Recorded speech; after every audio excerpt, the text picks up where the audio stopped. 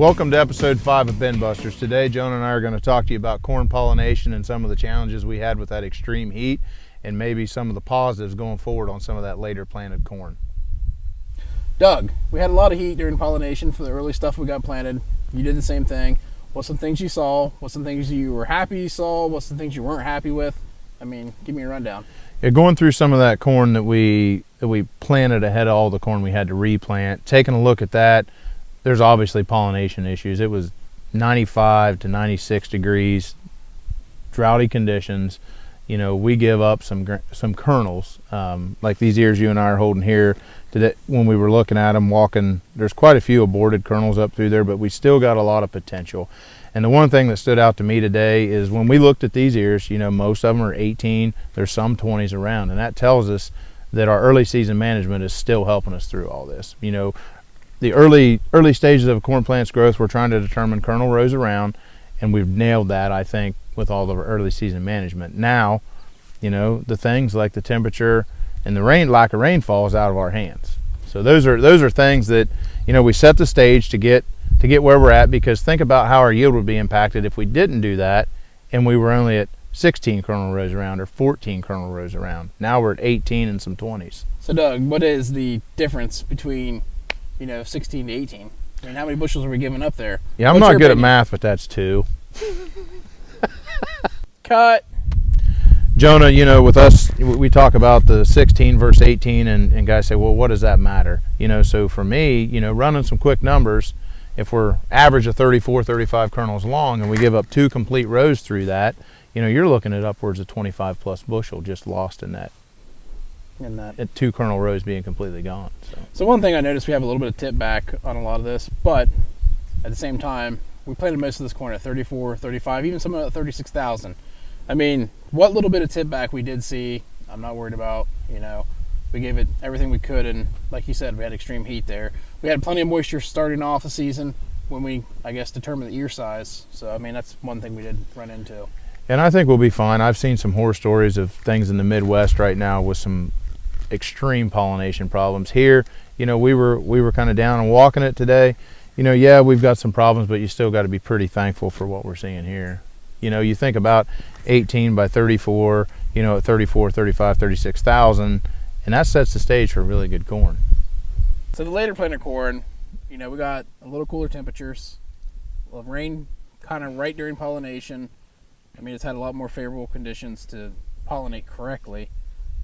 Have you seen, I mean, we've tried to look at some on our farm. We haven't really seen much yet. It's kind of too early to tell how pollination went.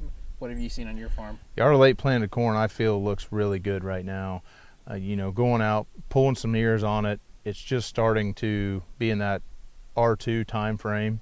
So, and we actually have good soil moisture now, and we got cooler temps. I truly think that some of this later planted corn is going to out yield some of this middle May planted corn. So, you know, today with us making an arrow application on that, you know, and addressing the needs based off the tissue sample results and where we're seeing, what we're seeing in those plants, I think we're setting the stage for some pretty good corn yields there.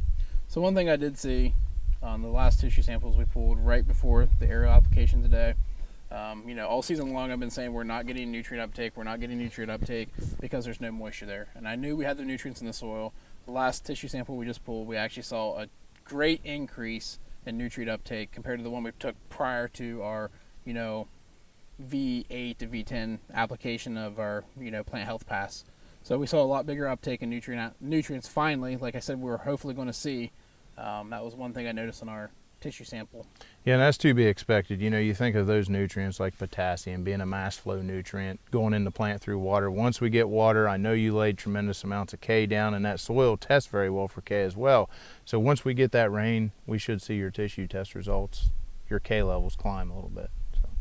One thing, Doug, I mean, I think we should touch on, and you touched on it maybe a little bit, but you know, every application we've made, you know, once the plant's been up, we've added micros to it. One of the key things we've added is boron.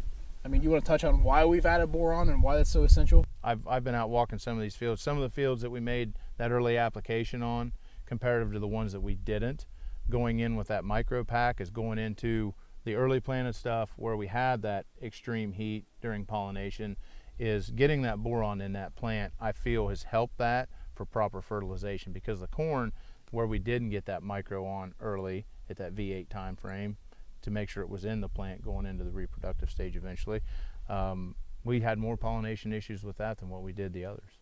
And I think that's some of the success we've had this year. I mean, even the stuff that did pollinate during the hot and dry time, you know, we had the boron in the plant, we had the micros that we needed to get the pollination done correctly, even though it was less than ideal.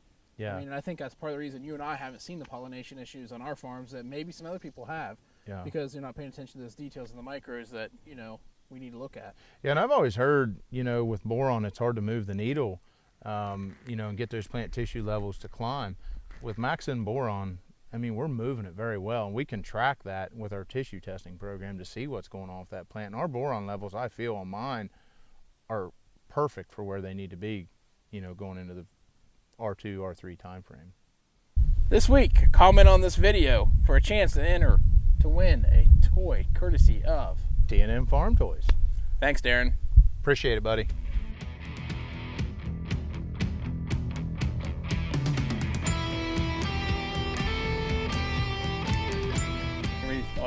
Man, I messed that up. I'll start it and then I got it. I get it. Just shut up. Shut up. Shut up. This, I'm just kind of waiting on, yeah. I got Jonah smoked.